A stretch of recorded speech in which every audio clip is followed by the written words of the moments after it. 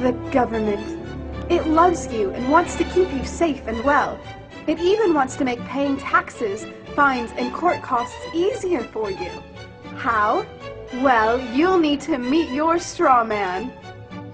He was born the same day you were. He looks like you, has the same name, and lives in your house, but you never knew he existed. You will have even paid his parking tickets or taxes. The worst part? He's been dead from day one. From every birth certificate, a legal personality, or legal fiction, is created with the same name to confuse little old you into thinking it's you. So, there's a human you and a paper you, or as it's commonly known, a straw man. So when it seems like government officials, court clerks, or the police are speaking English, they aren't. They're speaking legalese, designed to make you agree to verbal and written contracts without even knowing about it, all spun from Black's Law Dictionary. For example, when the police say, "Do you understand?" you'll say, "Yes." What they are really saying is, "Do you stand under our authority?" Oops-a-daisy, you just created a verbal contract with them. Oh, you clever government. Did you know that whenever you register something, you are handing over title to the person you register it with? That's right. Whenever you register something with the government, they assume it belongs to them. Registered your car? Super! Now you are the registered keeper of your vehicle, and the government can crush it when you don't pay your, straw man's taxes. Expecting a new bundle of joy? Well then you need to register your little darling with a birth certificate. Then they can start the process all over again and create a new straw man for your little one. Isn't that great? So when Junior grows up, he'll be able to generate revenue just like you have. When you notify on your baby by signing the birth certificate, your child becomes a ward of state. And if the government doesn't like what you're doing, they'll assume it's okay to take the child away or make new rules for things they don't like. Not enough school? Smacking your child? Shouting too loudly? And it's off to social services for the little one. When you get a bill, it's sent to you, but belongs to your straw man, not you. That's why bills, fines, and summons start with Mr., Mrs., or Ms. Sometimes you'll see your surname in capitals, just like on a gravestone. That's because your straw man is dead, and just a silly piece of paper, created before you could comprehend or even consent to it. When you go to court, you represent your straw man.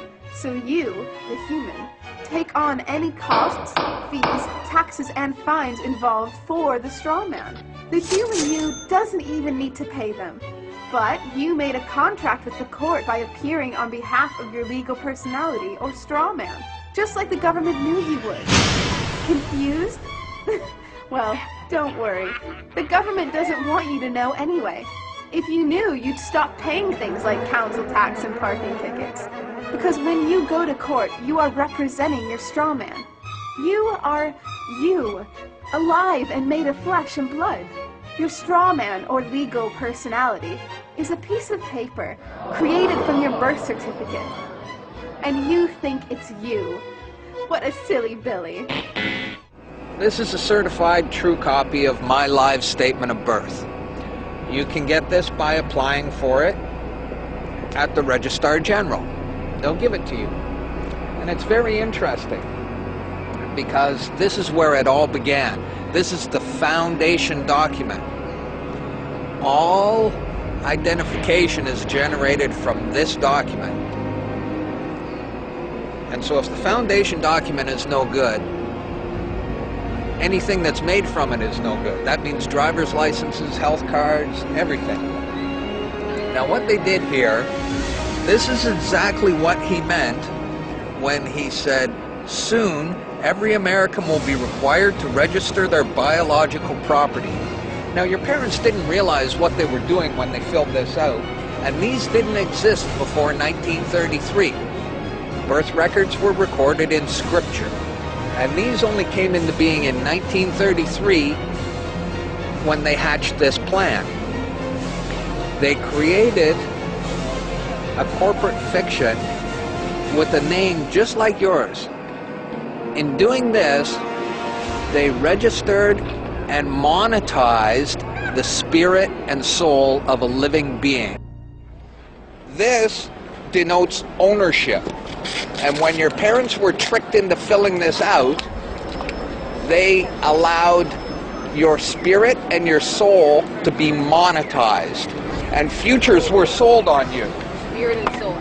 Now, this is my birth certificate. This is actually a share. See this red number? This A, I'm born in Canada, this is a Class A share. Now, this is called a CUSIP number. And all securities require a CUSIP number. And that's what this is.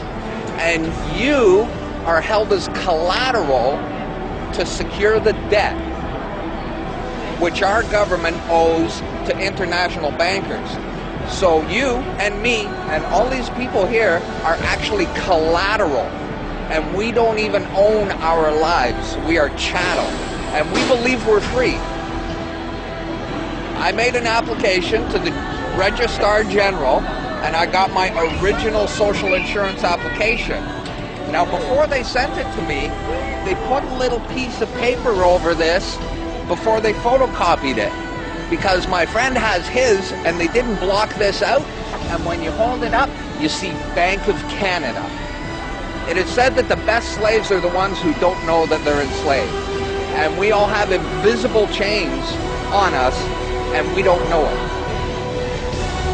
What truth? That you are a slave here. Like everyone else, you were born into bondage, born into a prison that you cannot smell or taste or touch. A prison for your mind.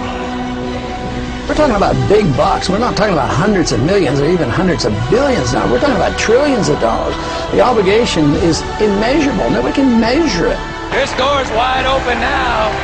It's gonna happen, whether you like it or not. Do you notice that they have the same amount of ink on them? Do you notice that they're made out of the same virtually worthless stuff? It's paper. Did you get it? It's paper. When we create money, we have created an instrument of value that has no value of its own. And it's just as expensive or inexpensive to print the 20 as it is to print the 1.